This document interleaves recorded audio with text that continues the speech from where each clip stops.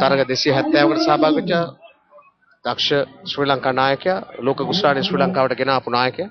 ඒ වගේම ඔහු ප්‍රථම කියන්නේ ටෙස්ට් තරග ක්‍රීඩා කරද්දිත් ඒ තමයි එක්දින තරග ක්‍රීඩා කරද්දිත් ඉඳ හිට ඇවිල්ලා විකට් ගැනුම් ලබා ගන්න පුළුවන් පන්දු යවන්නේ පන්දු මාරු කිරීමේදී පන්දු යවන්නන් මාරු කිරීමේදී සාර්ථකත්වයක් ලබාගත් ක්‍රීඩකෙක් තමයි පන්දු යවන්නේ තමයි අර්ජුන රණතුංග.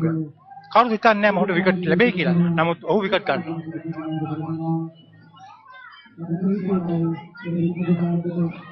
ලෙග් බ්‍රේක් පන්දුවක් එවි අන්තිමට. කොමුණත් පොයින්ට් දෙසට පන්දුව 123යි විකට් 4යි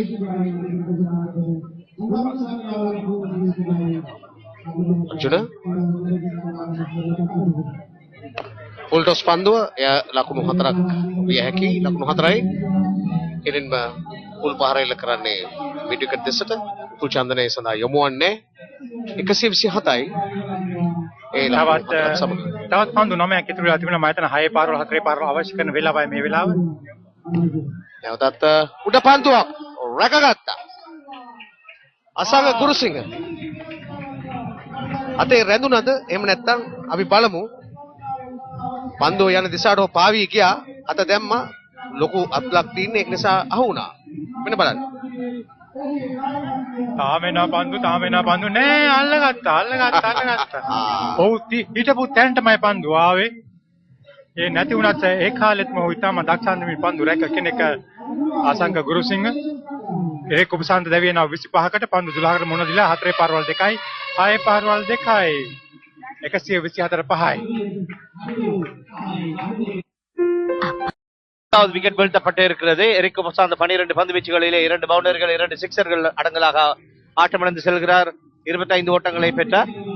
இதோ அந்த ஆட்டம் இழப்பு மெதுவான சலன படத்திலே அசங்க குருசிங்க ஷார்ட் ஃபைன் லெக் திசையிலே மிக அருமையாக பிடியெடுத்து ஆட்டமிழக்க செய்தார்.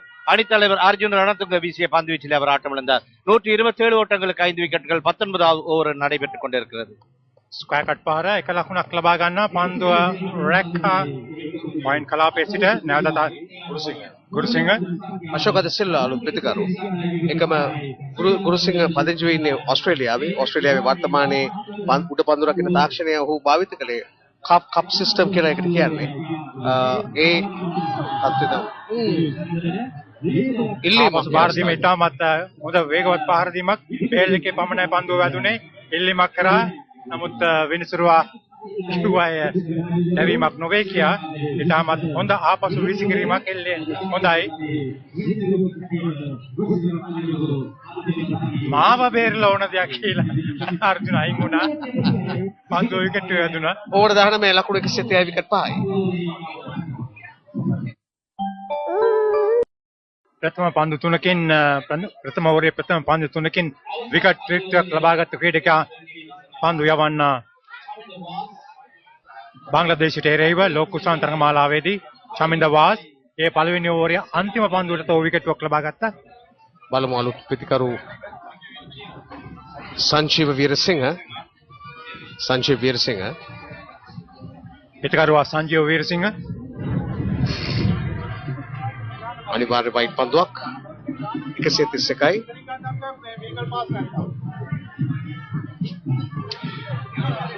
මේකේ වාස්තු තිබුණ ප්‍රධාන තුරුම්පුව තමයි ਉਹ දෙපැත්තටම දෝලනය කරන ඇතුළටත් ඒ වගේම එළියටත් සාමාන්‍යයෙන් එළියට දෝලනය කරන පන්දු යවන්නේ පන්දු යවන නිසා හොඳ පන්දුවක් ඒ අවස්ථාවේදී 1 ලකුණක් පමණයි ලබා ගන්න 132යි 20 වෙනි ඕවරය ක්‍රියාත්මක වන්නේ සංජීව වීරසිංහ වාස්තු පසු කාලේ හුඟක් විකට් එන්න පටන් ගත්තේ ඉන්සුඟ පන්දුවෙන් මොකද ඒ තමයි උට විකට් ලබා දුන්න පන්දුව නවත්ත ආවරණයේ පන්දු වැදින එල්ල කළ දිශාවට නොවේ යන්නේ විකට් 400ක් ලබාගත් පන්දු යවන්න එක්දින තරගවලදී මොහු සහ මුරලිතරන් තමයි සාමාන්‍ය කීමක් තියෙන පන්දු යවන්න යුගල වශයෙන් තමයි දඩේම යන්නේ කියලා මුරලි සහ වාස් ෂේන් වොන් සහ මැග්‍රා මේ ආදි වශයෙන් අනන්ත අප්‍රමාණ ලයිෆ් ස්ටොක් මට කියන්න පුළුවන් ආවරණයේ වතිනේ මොකද කියන්නේ රැන්මෝ මාටිනස් කියන්න දෙයක් නැහැ අනේ තව පන්දු 4ක්නේ තියෙන්නේ හැබැයි ඒක LBW දෙවීමකට එක වචන උගා දවස් පාසන්නයි. 1996 ලෝක ස්ථානයේ ජයග්‍රහණය උදෙසා ශ්‍රී ලංකාව වෙනුවෙන් පන්දු යවූ ක්‍රීඩකයා ඩ්‍රයිව් පහරක් ඒ අවස්ථාවේදී ඔහුට එරෙහිව තවත් 135යි 135 වුණත් හොඳ ගානක් අපිට මොකද ජයසූරියගේ ප්‍රතිකරණය බලන්න පුළුවන් ලිටල් කලුගේ ප්‍රතිකරණය මෙන්න බලන්න පුළුවන්. ඒ පන්දු යවීම වාස්කේ එදා දක්ෂ පන්දු යවීම ඕස්ට්‍රේලියාවට එරෙහිව ඉන්දියාවට එරෙහිව ශ්‍රී ලංකා කණ්ඩායම 1996 ජයග්‍රහණය කරපු අවස්ථාවේදී ඔව් ජයසූරිය ප්‍රීතියෙන් උද්දාමයට පත් වෙන පොයින්ට් කලාපසිරේ ඒ උඩ පන්දු රැකලා ඒදා එදා දැන් අද මේ මෙදා තා පන්දු දෙකක් ඉතිරි එක පන්දුවක් ඉතිරි ඒ කියන්නේ මේ තරගයේ මුල් ඉනිම ශ්‍රී ලංකා ක්‍රිකට් ලෙජන්ඩ්ස් කණ්ඩායම ලකුණු 137යි විකට් 6කට අශෝක ද සිල්වා පන්දුට මුහුණ දෙන්නේ 6.91 වේගය පවත්වාගෙන වාස් දැවි යනවා එදා වගේම මෙදාත් එදත් අශෝක මේ විදියට දැවුණා අදත් දැවුණා වාස්ගේ පන්දුවත් එහෙමයි වාස්ගේ පන්දුවත් ඒ වගේමයි එතකොට ජනකාන්ත තරු ලකුණු 137කට විකට් 7යි ඕවර් 20ක් තුලදී වාස්ගේ මූණේ මේ රැවුල ටිකක් සුදු වෙලා තියෙනවා මේක අලුත් මෝස්තරයක් ඉන්දියාවේ නම් ඉතාමත්ම කැමති මේ මෝස්තරයට බොහෝ දෙනෙක් රැවුල සුදු කරගන්න තියෙනවා මොකද අමිතාබ් බච්චන් තමයි මේ මෝස්තරය එලිට ඇක්කුවේ මමත් ඒක සැලකිලිට ගන්නම් කැලු මොකද ඔබේ විචාරක දිවියරත් මම හිතන්නේ අවුරුදු 50ක් සපරේනවා ලබන මාර්තු මාසෙට ඔව් කැලු ඔව් මගේ ඇස් දෙකේ යට බොහෝ දෙනෙක් ක්‍රීඩා කළා දෙනවා අන්තර්ජාතික සහ දේශීය වශයෙන්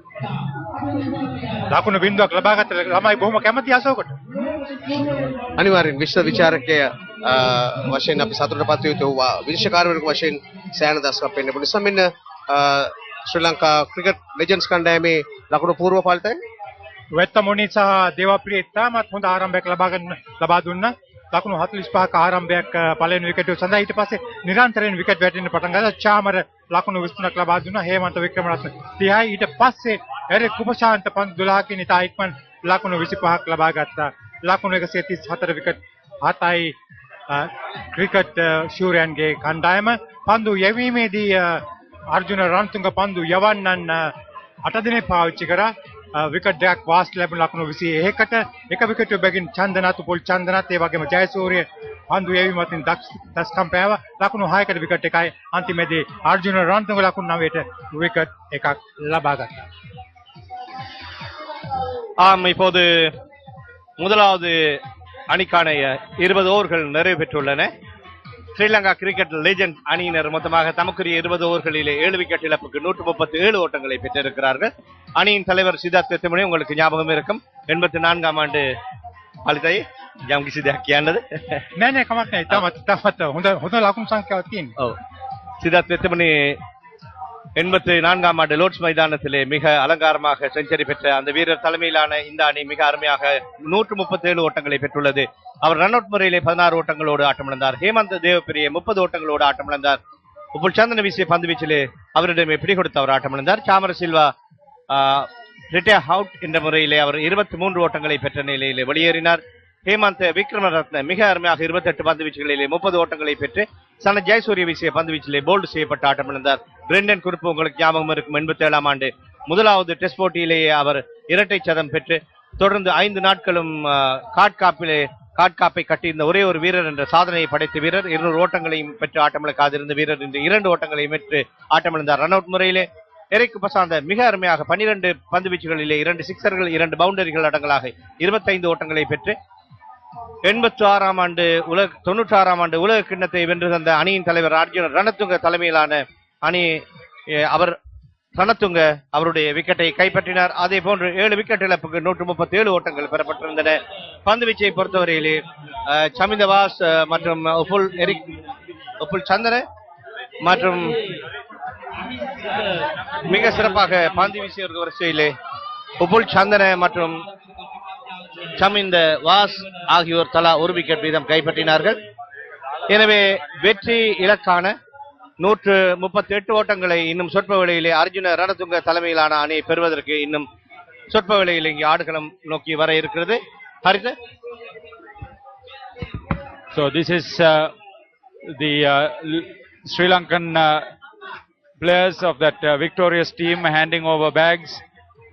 Big Heart project to foster these 50 young children with economic difficulties for their education. This is to commemorate 50 years of baby Cherami. The major story is to look at to involve as much as the 37,000 young children, number growing annually, to come in. It's a wonderful gesture on the part of the Hemas group. Baby Cherami, a wholly Sri Lankan product, and this is what it's all about. All a good cause, and this historic occasion to come in, getting involved with that people of the caliber of Sanjeeva Veerasinghe, who is now in Australia. Then Asanka Gurusinghe, who is involved away from cricket but still in Australia, coming down here specially for this project. And Roshan Mahanama, who coordinated as the brand ambassador together with Baby Cherami and Hemas group to get this group together for a worthy cause. They do various work relating to charity. I'm sure Muttaya Muralidharan,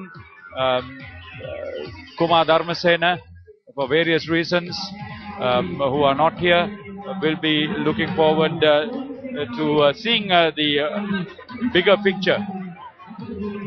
Absolute clamor for autographs.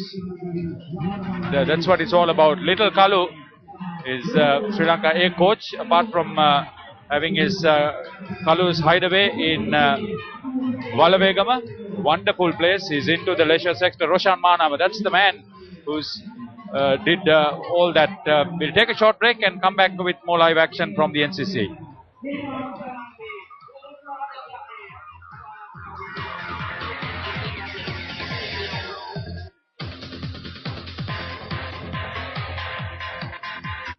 විශාල baby චරමි big heart ව්‍යාපෘතිය සඳහා ඇතරම පෙළඹවීම කළා තියෙන රොෂාන් මහානාම ශ්‍රී ලංකාවේ ICC ශ්‍රී ලංකාව නියෝජනය කරන ඒ වගේම ICC ප්‍රධාන තරග තීරකවරයෙක් රොෂාන් මොකද හිතන්නේ දැන් එක් ඉනිමක් ඉවරයි කොමුණත් වෙනදාට වැඩිය ඇතරම පුදුම ප්‍රේක්ෂක එදා වගේම ප්‍රේක්ෂක ප්‍රතිචාරයක් තියෙනවා ඔබේ උත්සාහය සාර්ථක කියලා හිතනවද අනිවාර්යෙන් මම හිතන්නේ අපිට ලෝක කුසලානේ දිනන්නත් ලැබුණ සහයෝගය මට පේනවා මං හිතන්නේ ඒක තමයි එක් කරුණක් අපි ලෝක කුසලානේ දිනන්න. ඒ වගේම මේ බේබි ශර්මි බිග් හાર્ට් ප්‍රොජෙක්ට් එක ලෑස්ති කරන යන අවධියේදී විවිධ දේවල් තිබ්බා ඒත් මම දැනගත්තා මට සියලු දෙනාගේම සහයෝගය ලැබෙනවා කියලා. මට විතරක් නෙවෙයි හේමා සමාගමෙත් මේ ව්‍යාපෘතිය සැලසුම් කරපු සියලු දෙනාට මම දැනගත්තා අපිට මේ සහයෝගය ලැබෙනවායි කියලා. මේක පුද්ගලිකව අපි තනියම කරපු දෙයක් නෙවෙයි. මං හිතන්නේ මේ ඇවිල්ලා ඉන්න සියලු දෙනාම මේ ව්‍යාපෘතියට සහභාගී වෙලා තියෙනවා. මම එක ඉල්ලීමක් කරනවා මේ ව්‍යාපෘතිය අපි ලෑස්ති කර මෙවැනි තරගයක් ලෑස්ති කරේ මගේ හිත මිත්‍ර අසංක ගුරුසිංහ ලංකාවට පැමිණෙනවායි කියලා දැනගත්තා. මම මගේ හිටපු කණ්ඩායමේ සියලුම ක්‍රීඩකයන්ට ස්තුතිවන්ත වෙනවා. දෙපාරක් හිතන්නේ නැතුව එක පයින්ම මේ උත්සවයේ මේ තරගයට ක්‍රීඩා කරන්න සහභාගී වීම ගැන ඒ වගේම මේ මෙතන පැමිණලා සිටින ඒ වගේම රූපවාහිනියෙන් නැත්නම් i channel එකේ මේ තරගයේ බලන සියලු දෙනාටම අපිට මේ ව්‍යාපෘතියට සහභාගී වෙලා සහයෝගය දෙන්න කියලා මේ ව්‍යාපෘතිය මටවත් කැලුම්ටවත් කාටත් නෙවෙයි අපේ අසරණ දරුවන්ට මං හිතන්නේ අපේ අසරණ දරුවන්ට ඉගෙනීමක් ලබා දුන්නොත් ඔවුන්ට මඟ පෙන්වීමක් හැටියට මං හිතන්නේ අපි සියලු දෙනාටම යුතුයකමක් තියෙනවා. ඒකයි 96 ලෝක කුසලානේ ජයග්‍රහණය කරපු ක්‍රීඩකයන් විතරක් නෙමෙයි අනිත් කණ්ඩායමේ සිටින්නේ ලංකාවේ නියෝජනය කරපු ක්‍රීඩකයන් ඔවුන් සියලු දෙනාගේම මේ සහයෝගය මම අගය කරනවා. මේ ප්‍රේක්ෂක ප්‍රතිචාර ගැන අපිට මොකද හිතෙන්නේ? එදා වගේමද අදත් කොහොමද? මම මීට පෙර කිව්වා වගේ මේ තරඟයේ සැලසුම් කරද්දි නැත්තම් අද දින මේක අපි සැලසුම් කරද්දි විවිධ මත තිබෙත් මම දැනගත්තා අපිට කණ්ඩායමක් හැටියට එදත් සහයෝගය දුන්නා අදත් සහයෝගය දෙනවා. ඉන්න සමහරක් දරුවන් මං හිතන්නේ ඉපදිලත් නැහැ. මං හිතන්නේ ඔවුන්ගේ දෙමාපියන් අපි ක්‍රීඩා කරනවා දැකලා ඇති.